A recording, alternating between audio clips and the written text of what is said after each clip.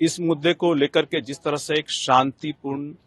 जो छात्रों का प्रदर्शन था, अपनी चिंताओं को लेकर के, अपने कंसर्न्स को लेकर के, अपनी आकांक्षाओं को लेकर के, क्योंकि मैं भी एक अभ्यर्थी रहा हूं एक वक्त पे, चाहे डीयू में एडमिशन का हो, एसआरसीसी में हम लोगों ने एंट्रेंस एग्जाम लिया था, चाहे अपना पोस्ट पीजी एमबीए जहां से किया है उसके लिए हम लोगों ने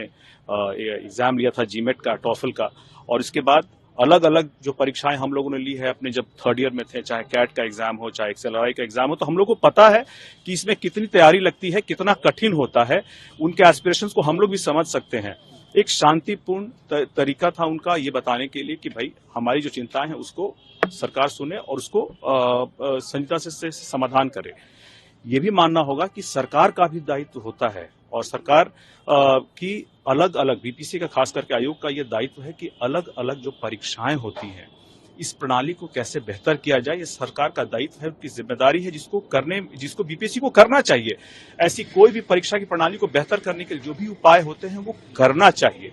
तो यही करने के क्रम में अगर जो परीक्षाओं छात्र और अभ्यर्थी हैं उनकी कुछ चिंताएं हैं तो उसको भी एड्रेस करने के जो एक शांतिपूर्ण उनका प्रदर्शन था, उसमें एक राजनीतिक दल, विरोधी राजनीतिक दल जो अब अप्रासंगिक हो चुका है इंडिया गठबंधन के सामने, अपने असामाजिक तत्वों को उसमें घुसा करके उन्होंने इस पूरे प्रदर्शन को बदनाम करने की कोशिश की, अभ्यर्थियों को बदनाम करने की कोशिश की। हर ऐसा मुद्दा जो राजनीतिक मुद्दा नहीं होना चाहिए उसको उन्होंने उठाने की कोशिश की, युवाओं के भविष्य से खिलवाड़ करने की कोशिश की। इसकी हम लोग सख्त निंदा करते हैं।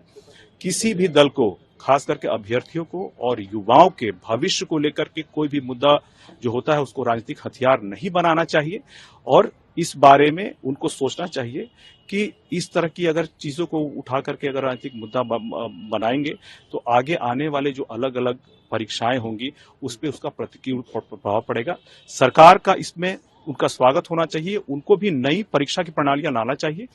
कोशिश करना चाहिए कि इसमें अभ्यर्थियों को भी जहां तक हो उनकी चिंताओं को, आशंकाओं को समाधान करना चाहिए। और हम लोग चाहेंगे आने वाले समय में भी, चूंकि अभी क्या है कि जब भी प्रीलिम्स होने वाला है 13 दिसंबर को, 17वीं जो ये है उसका बीपीएससी ने ऑलरेडी एक क्लैरिफिकेशन दे दिया है कि इस वाले में नॉर्मलाइजेशन लागू नहीं है, जिसका स्वागत है।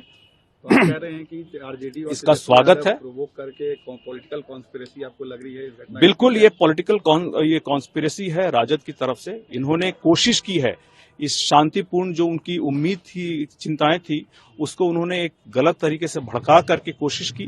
कि कैसे इस विरोध को वो उग्र बना सके, भड़का सके, ताकि वो एक अपनी जो उनकी प्रासंगिकता धीरे धीरे खत्म हो रही है इंडिया गठबंधन के सामने, अपने आप को कैसे प्रासंगिक बना सके युवाओं के भविष्य से खिलवाड़ करते हुए।